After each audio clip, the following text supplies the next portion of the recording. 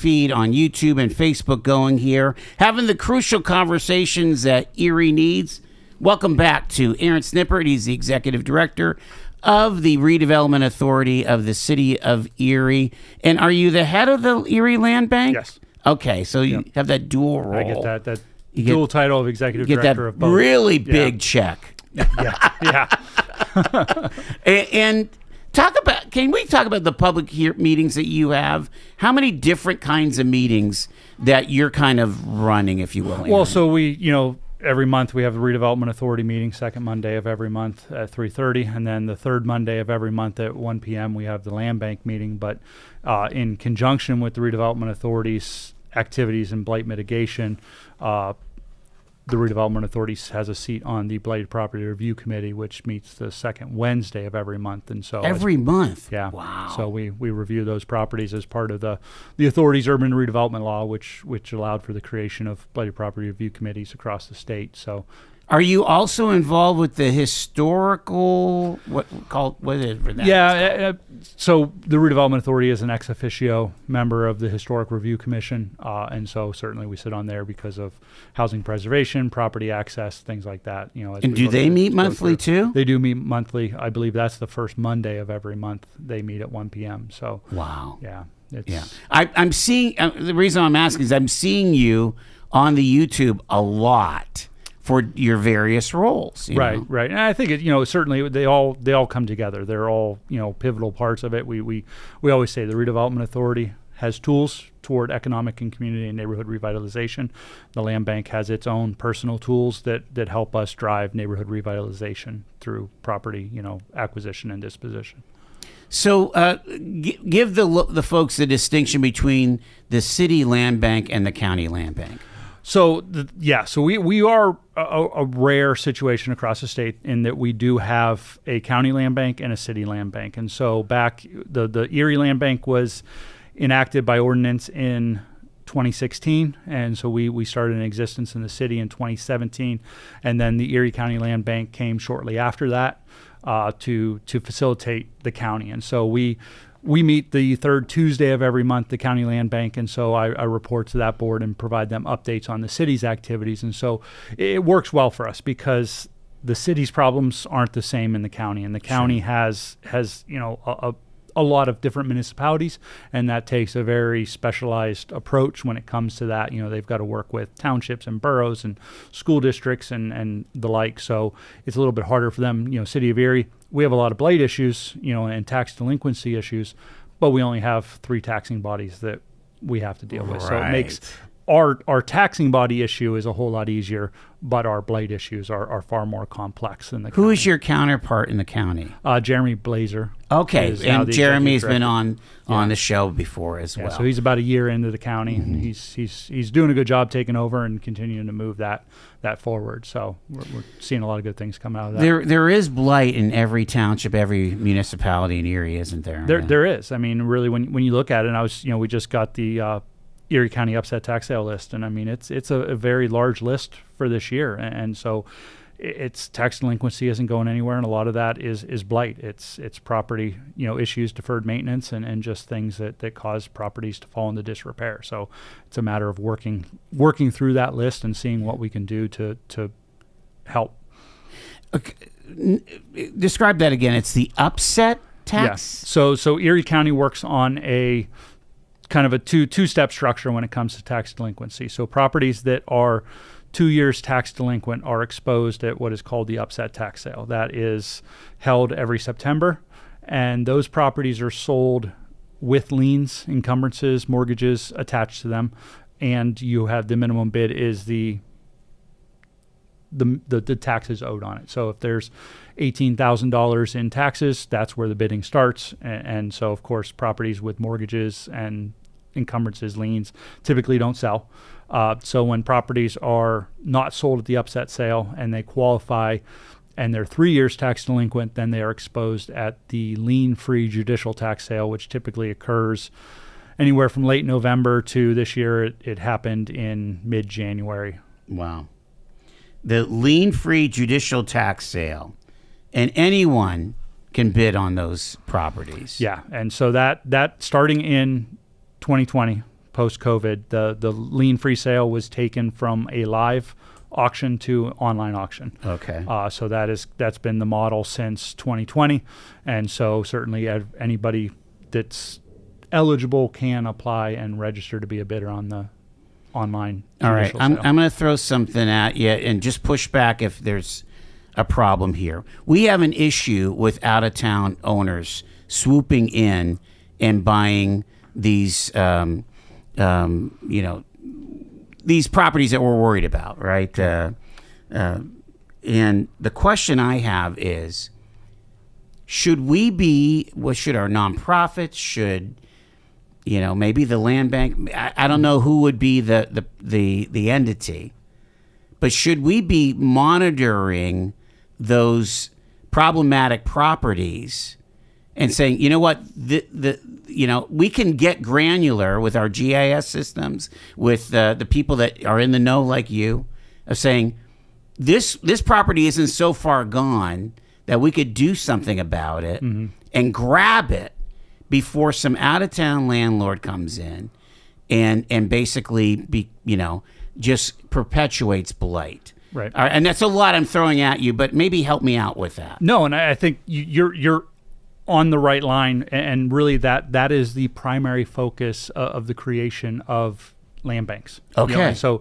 the Erie Land Bank, for the City of Erie and the Erie County Land Bank, we have, and I always call it our superpower. The land bank superpower is the ability to option properties off the judicial tax sale. So by agreement with the Erie County Tax Claim Bureau, we essentially option properties off the sale. So if they're exposed to the judicial tax sale, we start our evaluation. Once that list comes out, we start looking at those properties that are exposed to the judicial tax sale and start working through, what condition they're in, what the situation is, and we start to identify those. And as we get closer to the sale, we will put together our option agreements and ship them down to the County Tax Claim Bureau. And so what the option agreement gives the land bank is the ability that if that property owner fails to pay the taxes up at the time that the sale starts, the land bank is now the property owner, and that we win the property for the minimum bid. And so early on when this process started, and we really didn't get into property acquisition with the land bank until 2020, 2021. It was very minimal up until then. But when we really started getting aggressive at tax sale acquisitions in 2021, we took a lot of heat from the local investors and those people who would typically get those properties. But what we've seen, to your point about the out-of-town investors, is they're the ones who have the deep pockets. Those are the out-of-town equity firms, investors, and asset portfolio managers who can bid 3 times what a local person would pay for a property. And so we can look at, and this year, the land bank optioned 17 properties in the City of Erie off the judicial tax sale. How many were on that sale? In the City of Erie, I believe there was 35 exposed. So you almost had half of them. Yes. Whoa. So with that, 16 of those had structures. But now under the state of Pennsylvania, there's an act that allows municipalities to be able to view and get the registered bidder list 10 days ahead of the sale. Interesting. So that because you're not eligible to be a bidder on the list if you have known code violations or open, late fees, so rental registration payments aren't paid, the city or that has the ability to deny that person from bidding it. But what we are able to see, so this year's sale list had 83 registered bidders for the Erie County judicial tax sale. 72% of those were from outside the Erie community. So, really what our new approach is and our new narrative, we're keeping Erie homes in Erie hands. So, those properties that we're able to option, we look at vacancy. We don't acquire occupied properties, or authorized occupancy as we call it. So certainly we do have vagrants and squatters that are in properties. Sure. And that's unfortunately a necessary evil with what we do.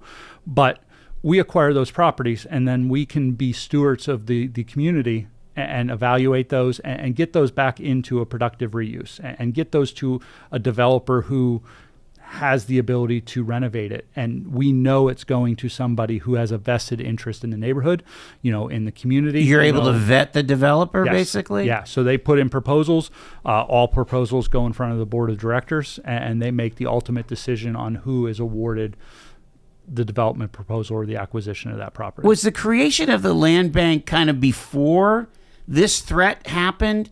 I feel like this threat has been a since COVID kind of thing. No, really, when in 2017, when we started doing the feasibility study and looking at creating the land bank, we already knew we had an issue. We knew that we had reoccurrence happening on that judicial tax sale. We knew that those properties were blighted. They were appearing on the sale, and then 3 years later, they were appearing back on the sale. So we already seen those out-of-town property owners or equity investment firms coming in to the sale, going to the Back library in 17 even. and bidding on them. Wow. And so what we've seen certainly is a decrease in the judicial tax sale list. And I like to give the success of that to the land bank and the ability that we stepped in and we intervened starting in 2021 and stopped those properties from recycling. Stopping because if an out-of-town equity or investment firm gets a property, they're not doing anything to it. They're just maintaining its vacancy for another 3 years. We see properties that we're looking at for this year that were purchased 5-6 years ago at tax sale. Some of them were purchased at upset sale because they do go and bid at the upset sale, but it happens, and that's what we stop. And I think that's kind of over the years when we started optioning properties early on, 21, 22, we would get a lot of calls because when we put our option, the list online identifies the Erie Land Bank is putting the option in on it.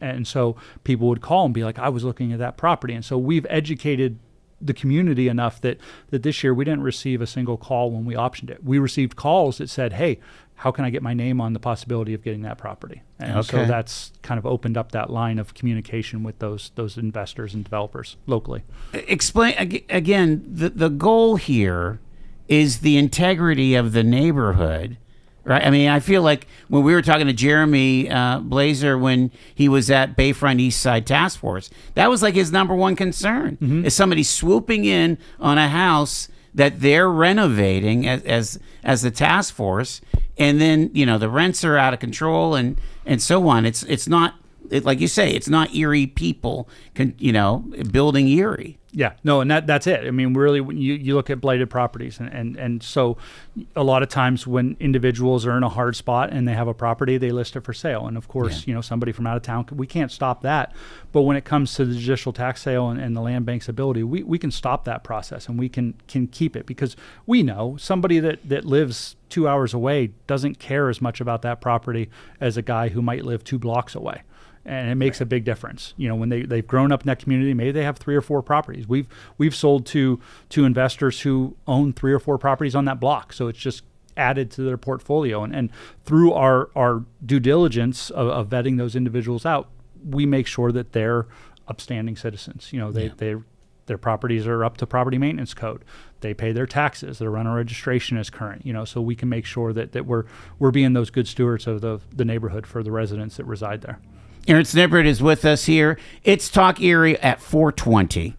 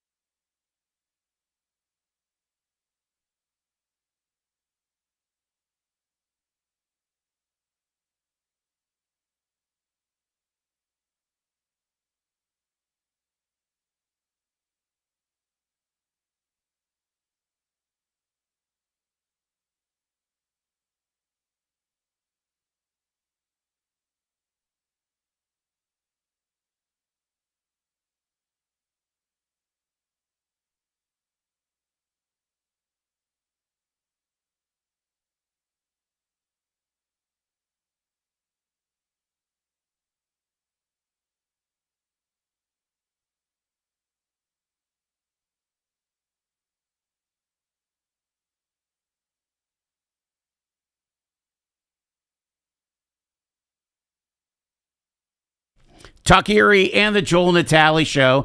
Aaron Snippert is with us from the Redevelopment Authority of the City of Erie. We're talking about the Erie Land Bank. You've been in the news a lot. Talk about what some of the latest developments have been happening with the land bank, Aaron. Well, so certainly right now, the housing is a big talking point. With the governor rolling out his housing action plan, the first ever for the state. There's a lot of scrutiny on housing, and we know that, and we've been fighting housing for a long time, and that's been really what we do. But land banking has kind of come front and center when it comes to the ability to control properties and not control them for anything other than the purpose of the neighborhood and the residents who live there. And so, certainly that's where land banks are important. It's a crucial tool for the Erie community, and something that we are very proud to leverage and utilize within the neighborhood. So, it's important for the work that we do. We talk to the mayor every month, and we've are talking about housing. It seems like pretty much every month as well. It's hard for an old timer like me to think that we have a housing crisis or a housing shortage, but really Charles Bukey told us 10 years ago that with the amount of blight that we have, and the kind of attraction that we want to do, we need to have modern housing in the city of Erie. How do you think that the land bank is part of that solution? Well, yeah. So what we, certainly from the point of when we acquire structures that we can get back out to developers and rehabilitate, certainly we look at that. But through the demolition and property acquisition model of the land bank, we've been able to develop some tracts of land across the city of Erie in connection with the Redevelopment Authority and its property holdings. We're building those sections and those tracts in different neighborhoods to move toward infill development. And okay. So there's a lot of us and a lot of partners working together right now to put together some plans and build that funding stack and that capital stack to make housing happen. And I think the biggest thing that we've been talking lately is that development of new housing, the days of $150 a square foot to build a new house is gone, and that's. Are we up to 300 now? We're up to 300, and we're which is going insane over it. To me, right? Aaron. Yeah, and so when we look at the Erie community, we have an appraisal gap. The cost to build versus what it'll appraise for is substantial. To build a house for a modest 1,200 square foot 2-story, 3-bedroom, 2-bath is costing about $320,000 to build, when we can appraise it at $150 top end in a neighborhood. So there's a large subsidy gap that has to come with infill development. It's something that we're working on, and the land bank has applied for grants. We've been awarded grants for new construction, and so we're trying to build that capital stack to move development forward. So again, old timers, we don't forget easily. The concept of the Baldwin buildings along, Oxford and Shenley and Beverly. I mean, again, whole neighborhoods were built post-war with 2 bedrooms and a bath, and some of them gorgeous with brick, and we just can't do it at scale anymore. And that's kind of, I think, the model and the approach we're trying to get back to. We're trying to get back to, the starter home mentality, and those homes that were efficient. They had what individuals need, and that's it. And so certainly the models we're looking at some development in the central city area right now, and we're just looking at a very modest, clean, efficient 3-bedroom, 2-bath, 2-story and a 1-story model that has no frills. It's a house. It's going to be energy efficient. They're $300 to $400 a unit. Yeah, $300,000 to $400,000 a unit to cost to build. It's and when you say you have to fill in that gap from the appraisal to the cost, that's a burden on the taxpayers, or? Well, so that's where we look at grant opportunities, philanthropic funding from community partners and the community foundation to fill that. So that's where a lot of partnerships and collaborations come together as we start to build that capital stack. We can build it, we know what we can sell it for, but we have to subsidize that home buyer. And so working with the Community Land Trust that we're working to develop in Erie County, along with everybody else in the city of Erie, utilize and leverage some funds from there. But whatever we can do, because if we're going to do infill development, we have to subsidize it. Yeah, the potential owner, their wages have not gone to the point where they can afford a $2,000 a month mortgage, have they? Oh no, and we can't. It's not gonna. You're never gonna appraise it in a neighborhood, not within the city of Erie. But we know we have some neighborhoods primed for development. Central City had a massive investment by the Redevelopment Authority back in the early 2000s. We built 29 homes. We still have 27 parcels that we control in that neighborhood. So we're gonna look at some development there. Aaron Snippert, it's our guest. Stay with us. It's Talk Erie.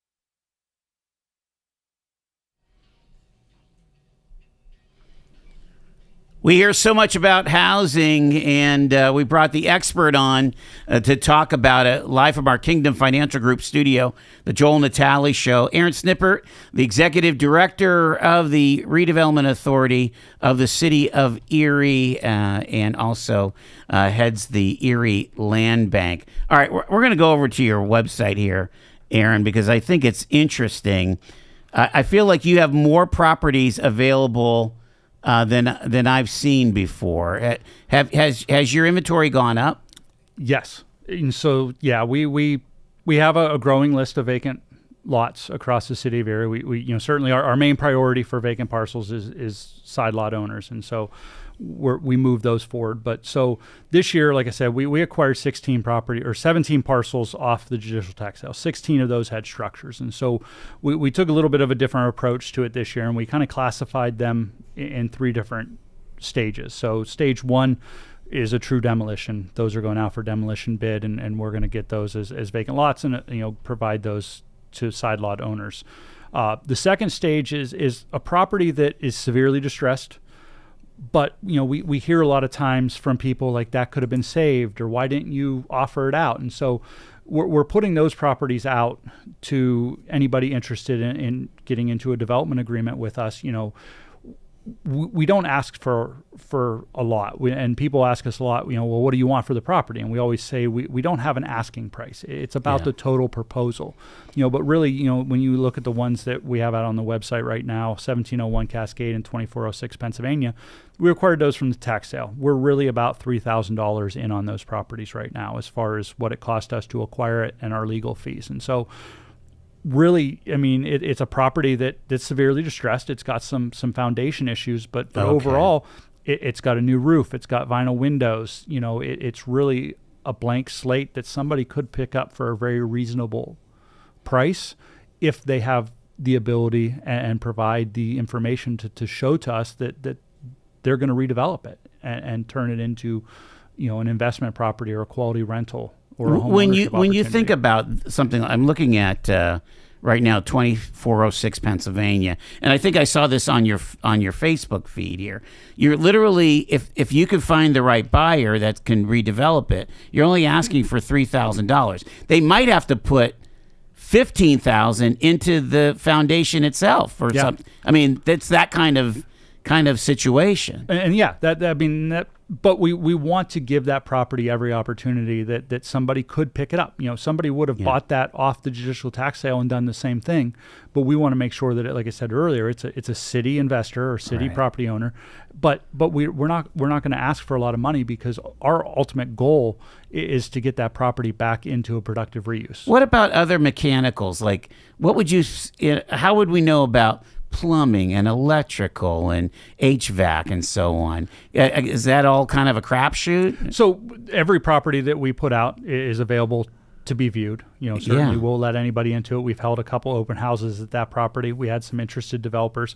We've yet to receive a proposal on the property. Certainly I think the foundation is a factor, problematic. But other than that, the property is sound, and so they can view it. The mechanicals in this one are pretty stretched. They could use updated and replaced, but if you get it for the right price, and certainly you can do it. It might be a feasible project. Interesting. Yeah, I can I just pay you a compliment? I love how you are just elevating these opportunities in the general public, because people look at that and say, that could be a really cool Airbnb, or that could be a cool, monthly rental or something like that. If I could pour some dollars into it.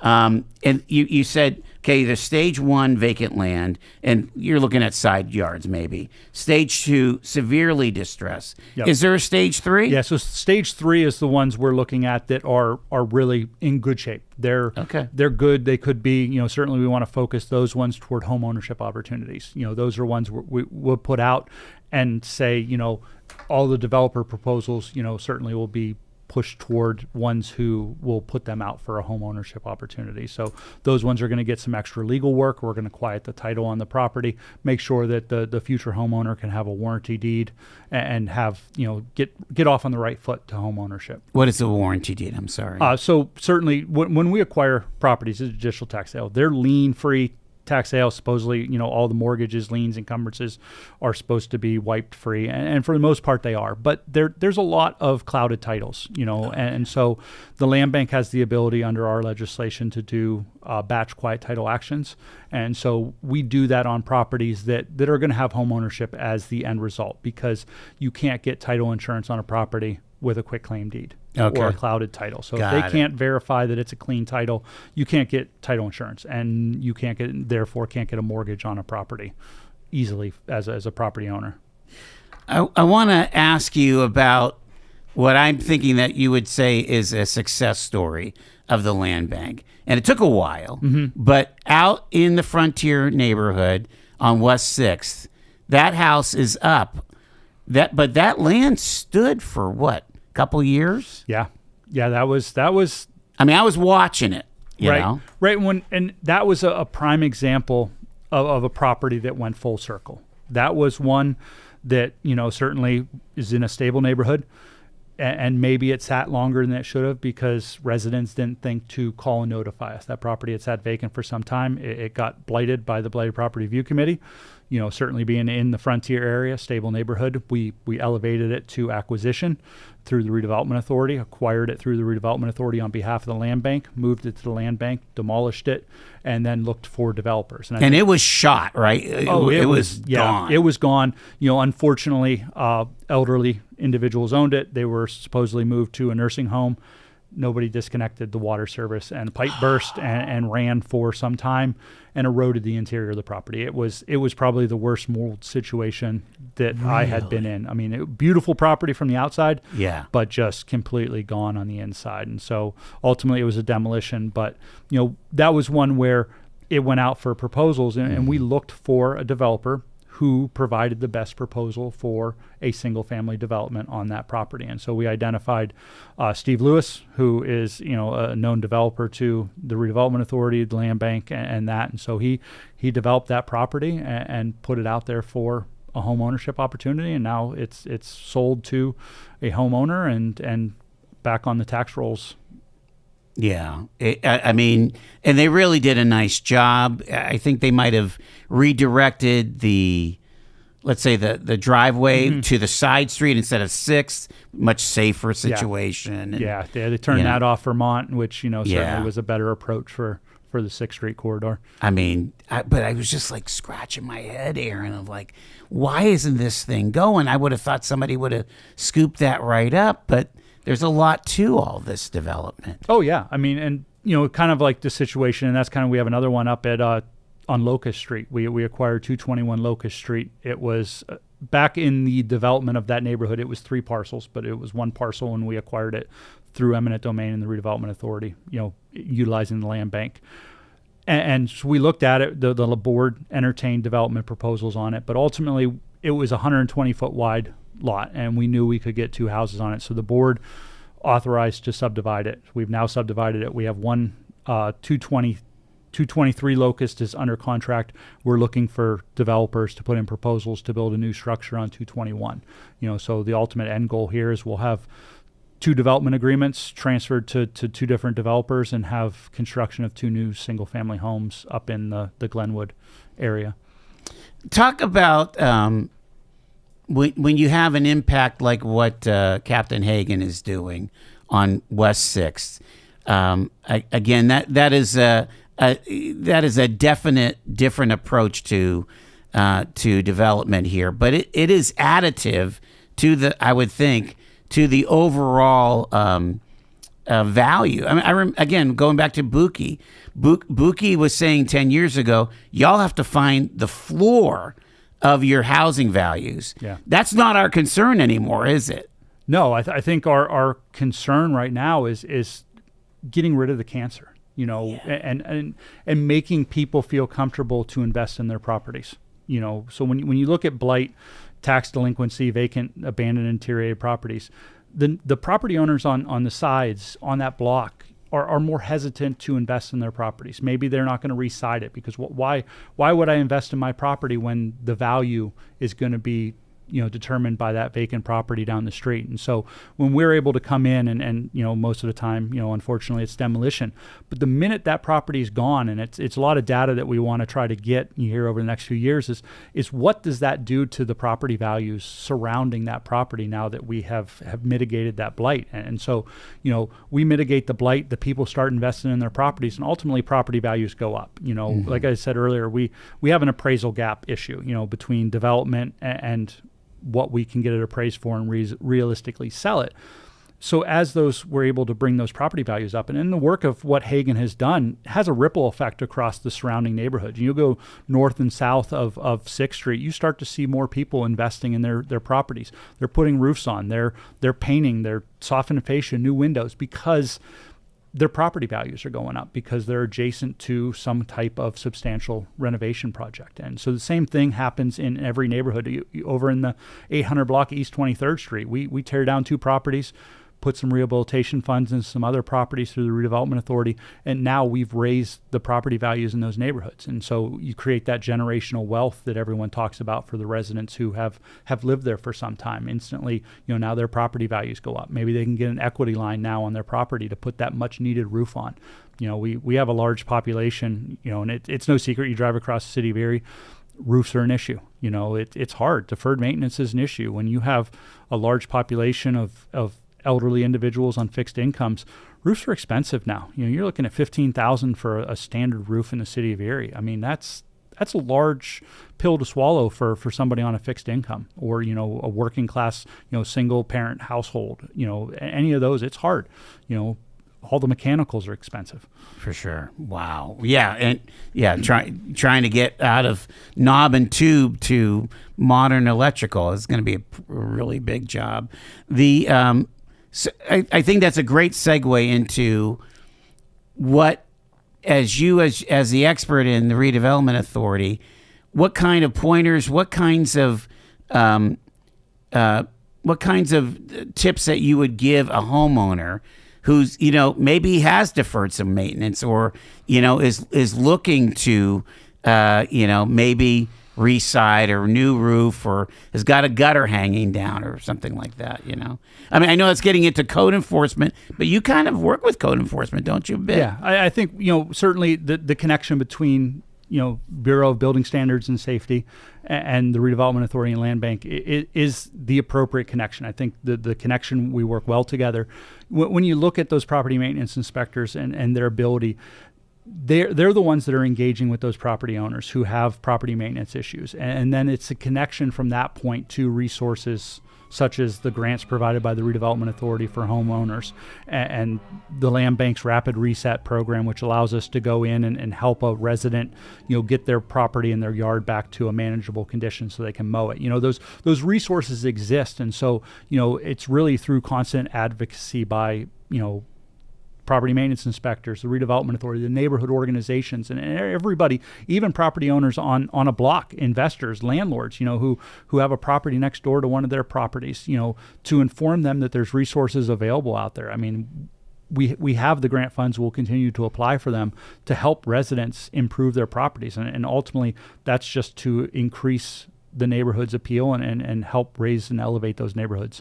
Yeah, I mean, the mayor talks a lot about this, in saying that we've got to connect homeowners because half the time, because of the rental inspection program, half the time the worst house on the block is not the rental, but it's like you say, it's an elderly person on fixed income or single family single parent family. We had, I think last month was mental health awareness, and we did a big push because the social determinants of health, people, their roof's leaking, their plumbing's not working. They shut down, and they don't know what to do. And unfortunately, a lot of times people don't reach out for assistance. They don't look for resources. And that's, we spend a substantial amount of grant funding on advertising, TV commercials, neighborhood outreach, because we need to continuously try to push the word out that there's resources available. The land bank has become very successful over the last few years of being known to accept donation properties. We got one over on Oakwood from an individual who during the first major snowstorm a few years ago had a tree come down on his roof, and he moved out and he didn't know what to do with his property. He reached out to the land bank. We facilitated a donation of that property, and it's now under a development agreement getting rebuilt. And so that'll be back to a home ownership opportunity and a stable neighborhood in the city of Erie. What about some of these obvious empty lots that you're like scratching your head and saying, why isn't there houses there? Yeah. And I'll bring up the neighborhood. I've asked the mayor about it a couple times, and she refers me to Council Member Horton, who knows the story of African American ownership on West 11th, adjacent to Select Specialty Hospital. There's parking lot after parking lot on 11th Street, and I didn't know they existed, Aaron, until I happened to drive down there one time, and I'm like, wow, this looks like it's ripe, ready for development, and it's in that kind of sweet spot near our West Bayfront. But is it an issue where a private owner owns that? Yeah, I think that's all those properties, and we get that quite a bit. Those are privately held by the businesses on 12th Street. That's that property, through an urban renewal project back years ago, the properties were acquired through eminent domain and cleared for the purpose of parking lots for those commercial businesses. And unfortunately, the demand is no longer there, but those businesses still hold and control those properties. And unfortunately, our hands are tied from a redevelopment perspective, unless they rise to the level of blight, which it's very hard for a vacant parking lot to get to that point. Get to blight, yeah. Until those businesses want to, sell or do something different, they're going to stay, unfortunately, in that condition. Do you wish that you had more land to build on, or are we kind of getting to a stable position here with the infill? We know we're going to continue to have a blight problem. We know we have to identify more properties. I don't think even back in 2019 when the property condition survey identified at least 500 blighted properties across the city of Erie. We haven't blighted 500 properties since 2019, so we know there's still more. We identify more every day, so it's a never-ending battle. But I think a lot of the work that we're doing now, when we're looking at some of the infill development, is we really want to create some plans, some floor plans that are ready to go, that are kind of clearing the hurdles for those smaller developers, the ones who might want to build one or two infill houses, that will have done the legwork, the feasibility, the budgeting, so that they have a realistic understanding of what it's going to take, what the permitting process is, get through some of the early stages of the zoning process, and just so that they're available and shovel ready almost for those individuals. We have the lots. We have a lot of assemblages of lots across the city, and so it's there. There's no shortage of land, and we can continue to go after land. I just want to be clear. There's no shortage of land, is what you're saying. When it comes to residential neighborhoods and vacant lots, there is no shortage. So we have plenty of R1 to build on. Yes. Do we have any zoning issues with manufactured homes? So, like, I'm thinking of, again, either a syndicator coming in or people buying manufactured homes and putting them on there. So I guess we're looking at the modular model of development. What's the distinction? So the difference is really manufactured housing comes with a title. It's not a deed. It comes on a frame with tires connected to it, and it comes with a state vehicle title. Modular homes are built as a regular home is built. They're placed on trailers, but they're craned off and placed on a foundation. Okay, and so that's the distinction. They're just factory built homes, and so we're looking at that for a couple of different reasons. Certainly efficiencies, but we also have a short construction cycle in Erie. Everyone knows that winter can be long, winter can be nasty, and if we can work with a modular developer like Lake City Homes or Module out of Pittsburgh and get those properties in production in the bad times of the month in a controlled environment and have the sites ready to go. We can shorten that on-site work and work to get these properties, available as quick as possible. Are they able to get that per square foot cost down? Everyone thinks it's cheaper. It's not really cheaper. The cost is roughly about the same as far as stick built and modular factory built. It's just that you kind of split the cost. There's almost 50% of your cost is the factory build, and then there's 50% on site. It's just, I think, a lot more of the controlled environment when you look at modular construction and the ability to have them sitting ready to go and build it at scale. That makes a lot of sense. All right, we're going to leave it there. Thanks so much for just having a broad conversation about this, because we are concerned the folks don't really understand how why we'd be in this pickle where people can't find decent housing, and then you've got the situation where we want to invite people to choose the city to live, but we've got to have the housing stock for them to live it in. Yeah, no, I appreciate the conversation. Housing is multifaceted, and neighborhood revitalization is a lot of work, and it takes a lot of different practitioners working together to get there, between rehabilitation, property acquisition, and new construction. We all want one thing: quality housing for the residents of the city of Erie, whether that be rental, home ownership, or whatever it would be. We just want quality housing because everybody deserves a safe place to live. Aaron Snippert, the Executive Director of the Redevelopment Authority of the City of Erie. Thank you, sir. Yeah, thank you.